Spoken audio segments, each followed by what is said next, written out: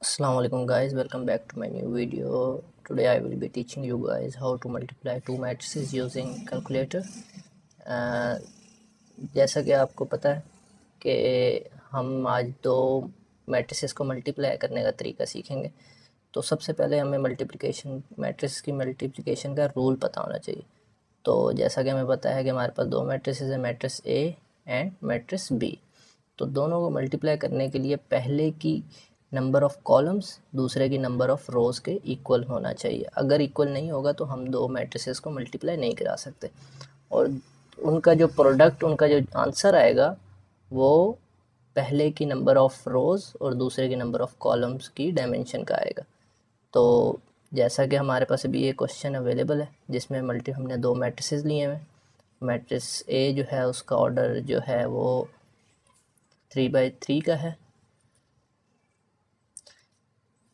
Matrix 1 का order हमारा 3x3 का है, और जो मैट्रिक्स 2 है उसका ऑर्डर हमारे पास 3 रोज़ इंटू 2 कॉलम्स का। अब जैसा कि आप देख सकते हैं कि इसकी नंबर ऑफ़ कॉलम्स पहले मैट्रिक्स की नंबर ऑफ़ रोज़ के इक्वल है, तो it's mean that we can multiply both of the matrix. तो हमारा जो नया आंसर आएगा, जो हमारा नया मैट्रिसेस आफ्टर प्रोडक्ट आएगा वो 3 × 2 होगा, मतलब उसकी 3 रोज़ होंगी और 2 कॉलम होंगे। तो लेट्स स्टार्ट कि हम इसको करेंगे कैलकुलेटर पे किस तरह करेंगे। तो सबसे पहले हमें मॉड, आपके पास सबसे पहले कैलकुलेटर होना चाहिए FX991EX होना चाहिए, जो नॉर्मली हमारे पास साइंटिफिक कैलकुलेटर्स होते हैं। हम यहाँ पे पहले मॉड का बटन दबाएंगे।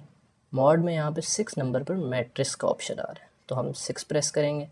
अब यहाँ पे वो हमसे मांग रहा है कि मैट्रिक्स ए 1 पे मैट्रिक्स ए है, 2 पे मैट्रिक्स बी है और 3 पे मैट्रिक्स सी है। तो हमें जिस तरह भी हम इसको एक को ए कंसीडर कर लेते हैं और दूसरी को हम बी कंसीडर कर लेंगे। तो ये ए है हमारा और ये वाला मैट्रिक्स बी है हमारा।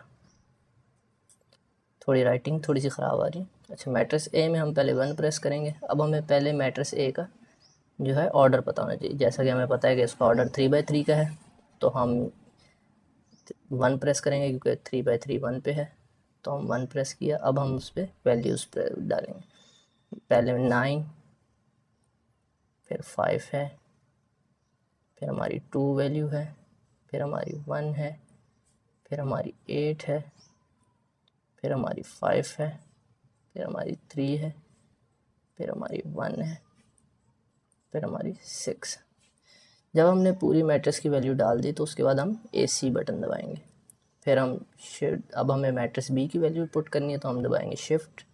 यहाँ पे 4 के ऊपर आपको मैट्रिक्स नज़र आ रहा है, तो 4 में वो कह रहा है हमें 1 में है कि हम उसकी न्यू मैट्रिक्स जो ऐड करना है उस पर चले जाएँ। 1 प्रेस करेंगे तो हमें बताएगा किस में डाटा हमने ऐड करना है, तो अब हमने मैट्रिक्स बी में करना है, तो हम प्रेस करेंगे 2।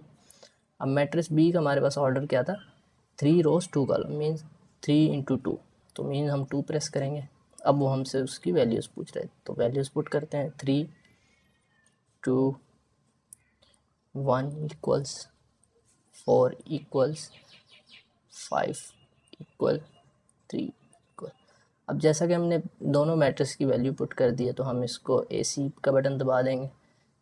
कोशिश कीजिएगा डिलीट या ऑन का बटन ना दबाया जाए, क्योंकि हमारी नॉर्मल प्रैक्टिस होती है हम ऑन का बटन दबा देते हैं। तो यहाँ पे हमें AC का बटन दबाना है ताकि हमारा जो डाटा है वो इरेज ना हो जाए। तो अब हमें मल्टीप्लिकेशन करनी है, तो हम सिंपली शिफ्ट दबाएंगे, दोबारा फिर मैट्रिक्स के ऑप्शन पे आएंगे। अब किन दो मैट्रिक्स की मल्टीप्लिकेशन करानी है उसके लिए हमें, अब जिस तरह पता है कि मैट्रिक्स ए और बी की करानी है, तो पहले मैं 3 प्रेस करूँगा तो मैट्रिक्स ए आ जाएगा।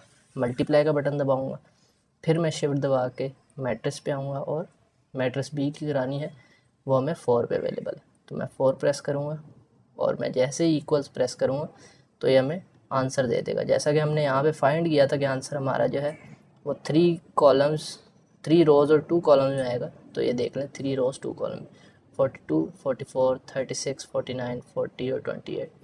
तो it's an easy method. If you find it helpful, kindly like my video and subscribe my channel. Thank you.